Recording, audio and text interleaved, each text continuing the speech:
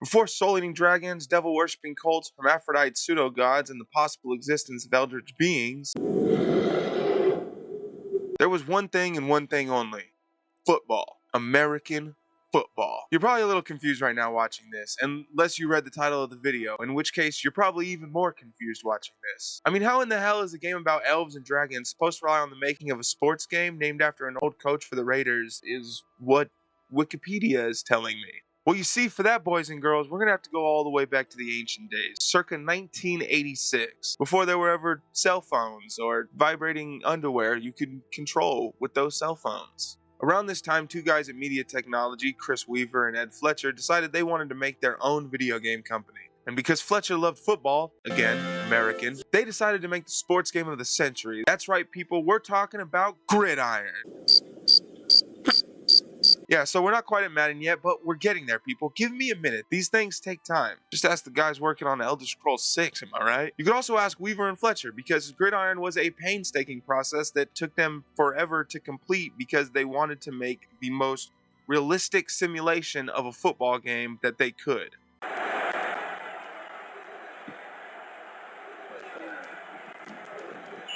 It was perfect. Perfect. Probably isn't that impressive now, but at the time, it was the shit. I mean, for real, these sons of bitches designed their own engine with like physics and stuff. It made sense. Weaver was a freaking MIT graduate with a degree in physics, and Fletcher was a damn good electrical engineer who, again, according to Wikipedia, really, really liked football. I don't know. I was born in 2001, after games actually got good. What? No, I know that sounds bad. But honestly speaking, all of this to start up a company that now is pretty much known for their games being held together by Scotch tape. For example, did you know that to make the train run in Broken Steel, it isn't an actual train, it's a hat that a guy under the tracks is wearing and he's just running really fast? That's actually a more popular one, but seriously, half the time with the stuff that goes on in that game, you have to ask, is it a bug? Is it a feature? Most of the time, the answer is just yes. Back on track though, once the game's development was over, they used Media Technologies', I'm assuming, in order to print a bunch of laser discs and sell them out of plastic bags. Yeah, this is actually how they originally sold the game. And the crazy thing is, despite that, they completely sold out. They sold all the copies they had printed of the game. It was a success, essentially. And thus, with this success, Bethesda was born. The gaming company, not the city in Maryland. But wait a minute. During this time, sort of, not really, a little bit before actually, there was another company that was looking to make their own realistic football game. And who was this company, you might ask? That's right, people, it was Electronic Arts. EA Sports. It's in the game. That was f***ing terrible. The project over at EA was being spearheaded by Trip Hawkins and Joe Ybarra, two guys that would come up with an idea for a video game that would blow everyone's mind. That's right, people, we're getting there. We're talking about Joe Montana Football. Wait a minute!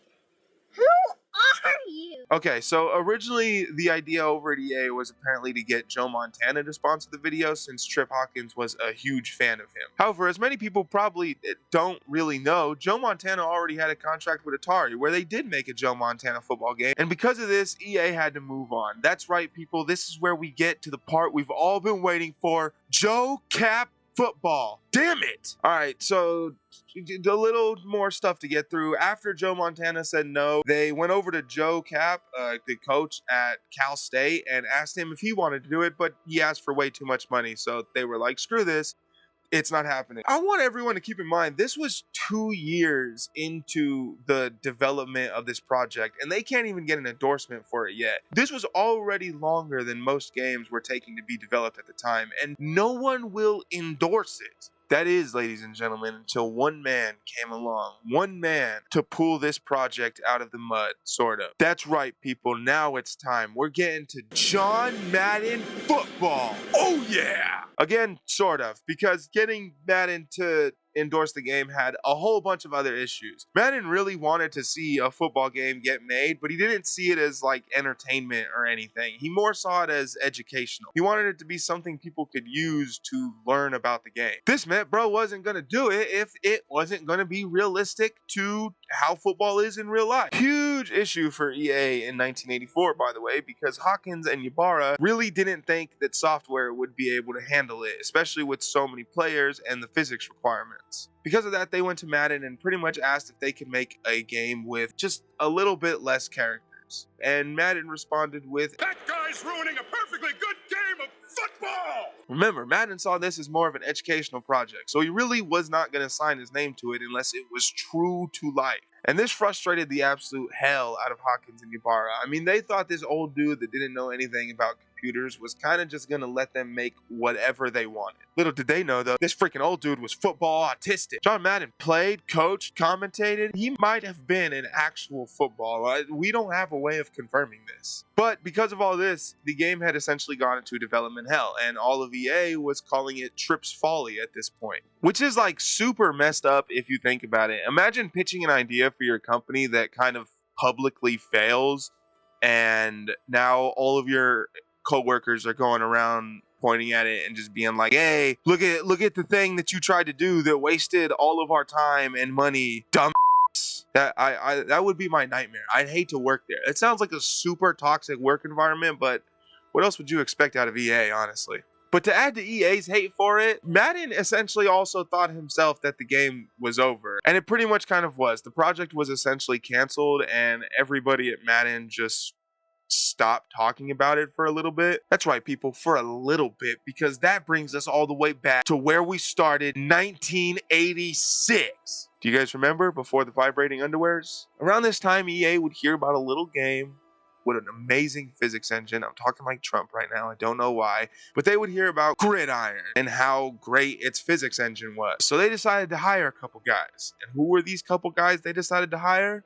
Bethesda. Pay attention, people. Come on now. Bethesda got hired to help EA develop Madden, and in return, they would publish Gridiron on other softwares and platforms besides the one that Bethesda was using. However, if you couldn't tell by the fact that Madden isn't currently made by Bethesda, that didn't all go so well. EA apparently decided that they weren't going to market the game, nor were they going to distribute it on anything other than the Atari ST. This is likely so there wasn't a rival game with the exact same mechanics that they themselves were publishing to compete against the game they just dug out of a hole it's been in for 5 years. Because of this, Bethesda decided to quit working on the project and just pulled out of the agreement completely.